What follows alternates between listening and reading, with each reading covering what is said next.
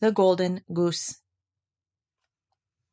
There was once a man who had 3 sons. The youngest of them was called Simpleton. He was scorned and despised by the others, and kept in the background. The eldest son was going into the forest to cut wood, and before he started, his mother gave him a nice sweet cake and a bottle of wine to take with him, so that he might not suffer from hunger or thirst. In the wood he met a little old gray man, who bade him good day, and said, "Give me a bit of the cake in your pocket, and let me have a drop of your wine. I am so hungry and thirsty." But the clever son said, "If I give you my cake and wine, I shan't have enough for myself. Be off with you." He left the little man standing there and went on his way. But he had not been long at work, cutting down a tree, before he made a false stroke and dug the axe into his own arm, and he was obliged to go home and have it bound up. Now this was no accident. It was brought about by the little gray man. The second son now had to go into the forest to cut wood, and, like the eldest, his mother gave him a sweet cake and a bottle of wine.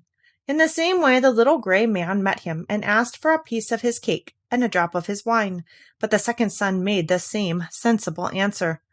"If I give you any, I shall have the less for myself. Be off out of my way." And he went on. His punishment, however, was not long delayed. After a few blows at the tree, he hit his own leg and had to be carried home. Then Simpleton said, "Let me go to cut the wood, father." But his father said, "Your brothers have only come to harm by it. You had better leave it alone. You know nothing about it." But Simpleton begged so hard to be allowed to go that at last his father said, "Well, off you go then. You will be wiser when you have hurt yourself." His mother gave him a cake, which was only mixed with water and baked in the ashes, and a bottle of sour beer. When he reached the forest, like the others, he met the little gray man, who greeted him and said, "Give me a bit of your cake and a drop of your wine. I am so hungry and thirsty." Simpleton answered, "I only have a cake baked in the ashes and some sour beer, but if you like such fare, we will sit down and eat it together." So they sat down, but when Simpleton pulled out his cake, it was a sweet, nice cake, and his sour beer was turned into good wine. So they ate and drank, and the little man said, "As you have such a good heart, and are willing to share your goods, I will give you good luck. There stands an old tree. Cut it down, and you will find something at the roots." So saying, he disappeared. Simpleton cut down the tree, and when it fell, lo and behold, a goose was sitting among the roots, and its feathers were of pure gold. He picked it up, and taking it with him, went to an inn where he meant to stay the night. The landlord had 3 daughters who saw the goose and were very curious as to what kind of bird it could be, and wanted to get one of its golden feathers. The eldest thought, "There will soon be some opportunity for me to pull out one of the feathers," and when Simpleton went outside, she took hold of its wing and to pluck out a feather, but her hand got stuck fast, and she could not get away. Soon after, the second sister came up, meaning also to pluck out one of the golden feathers, but she had hardly touched her sister when she found herself held fast. Lastly, the third one came with the same intention, but the others screamed out, "Keep away! For goodness' sake, keep away!" But she, not knowing why she was to keep away, thought, "Why should I not be there if they are there?" So she ran up, but as soon as she touched her sisters, she had to stay hanging on to them, and they all had to pass the night like this. In the morning, Simpleton took up the goose under his arm, without noticing the 3 girls hanging on behind. They had to keep running behind, dodging his legs right and left. In the middle of the fields, they met the parson, who, when he saw the procession, cried out, "For shame, you bold girls! Why do you run after the lad like that? Do you call that proper behavior?" Then he took hold of the hand of the youngest girl to pull her away, but no sooner had he touched her than he felt himself held fast, and he, too, had to run behind.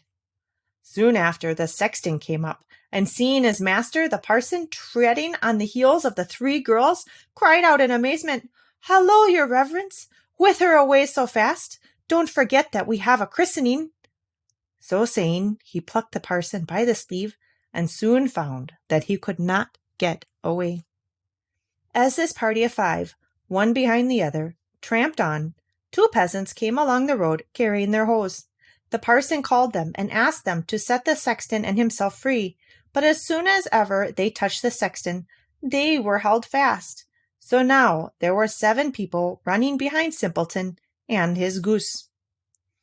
By and by they reached a town where a king ruled whose only daughter was so solemn that nothing and nobody could make her laugh. So the king had proclaimed that whoever could make her laugh should marry her. When Simpleton heard this, he took his goose with all his following before her, and when she saw these 7 people running one behind another, she burst into fits of laughter and seemed as if she could never stop. Thereupon Simpleton asked her in marriage. But the king did not like him for a son-in-law, and he made all sorts of conditions. First, he said, Simpleton must bring him a man who could drink up a cellar full of wine. Then Simpleton at once thought of the little gray man who might be able to help him, and he went out to the forest to look for him. On the very spot where the tree that he had cut down had stood, he saw a man sitting with a very sad face. Simpleton asked him what was the matter, and he answered, I am so thirsty, and I can't quench my thirst. I hate cold water, and I have already emptied a cask of wine. But what is a drop like that on a burning stone? Well, there, I can help you, said Simpleton. Come with me, and you shall soon have enough to drink and to spare. He led him to the king's cellar, and the man set to upon the great casks, and he drank and drank until his sides ached, and by the end of the day the cellar was empty. Then again Simpleton demanded his bride, but the king was annoyed that a wretched fellow called Simpleton should have his daughter, and he made new conditions. He was now to find a man who could eat up a mountain of bread.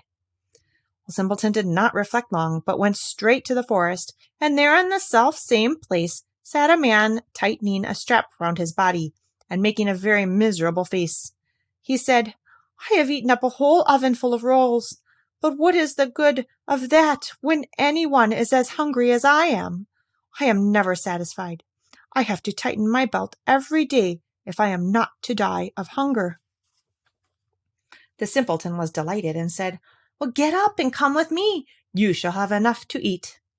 And he took him to the court, where the king had caused all the flour in the kingdom to be brought together and a huge mountain of bread to be baked.